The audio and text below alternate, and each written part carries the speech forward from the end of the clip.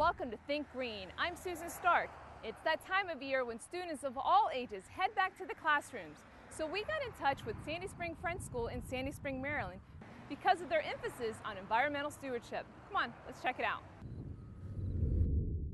Droughts are often associated with bodies of water drying up around the world, but researchers believe it may have more to do with climate change.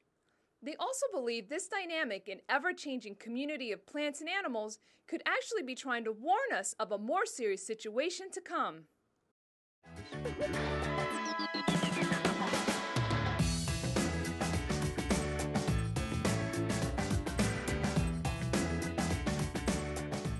This refurbished and well-taken care of pond is up to 15 feet deep, but it too is close to being completely dry. The Wildebeest Waterhole has a sand beach, zip line, floating dock, and 3 swimming areas designed to accommodate swimmers by skill level. And I bet the wildlife is much happier too. A pond ecosystem may look peaceful on the surface, but the complex ecology of a pond ecosystem is actually constantly in motion. And to tell us more about what and who live in this reborn Wildebeest Waterhole are Tony Evans and Trish Cope, middle school science teachers. Welcome. Thank you. Thank you. So I say reborn because this pond was literally drying up. How did it become this gorgeous pond that we see now? Well, a pond in the natural world is a successional community. That means that over time, runoff fills the pond in. It will silt up, it becomes more shallow, you have vegetation that encroaches around, and over time it will become a swamp or a meadow. And this pond hadn't been refurbished since it was created some 40 years ago. And what we did was we decided that we needed to dredge it out so that we could start over again. Scientists expect a lot of freshwater systems to be stressed by global warming. The world's largest lakes account for most of our freshwater, and they are already at record low levels. These changes could be a taste of what's to come with our water supply. What were some of the things that you were learning in class that made you aware that it was just drying out and there were problems? Well, the 4th grade class and the 6th grade class do a study of the pond and the stream, and they're connected. The pond is obviously here, but there's a trickle tube over there, and the runoff goes and joins the stream down here. And we study the animals. We found that they're nesting geese and ducks here. There are lots of immature insects, we call them macroinvertebrates. There are a lot of fish because we see great blue herons coming here and fishing, so it's a vibrant community.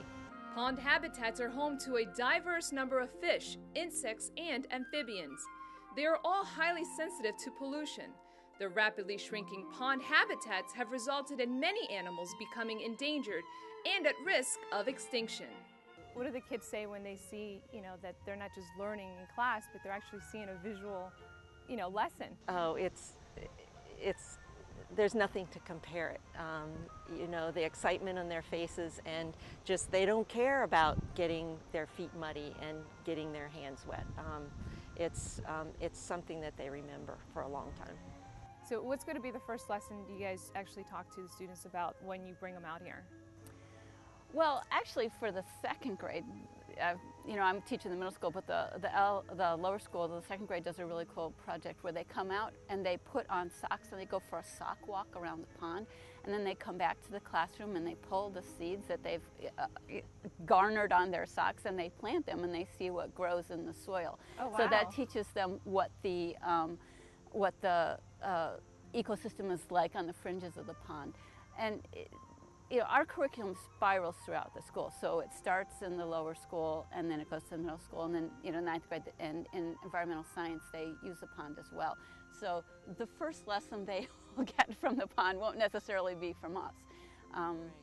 Right. And we use the pond we have a special day in the spring called Earth Stewardship Day, and we have students in the 9th grade actually who plan lessons, and kids come and get those lessons from the kids, and it's all about the pond ecosystem, the surrounding forest ecosystem. So we use this pond. This place may look peaceful now, but during summer camp it was full of excitement. There were a lot of fun activities to choose from, like swimming, playing in the sand, or launching from this very tempting aqua launch, where they were able to catapult each other into the water.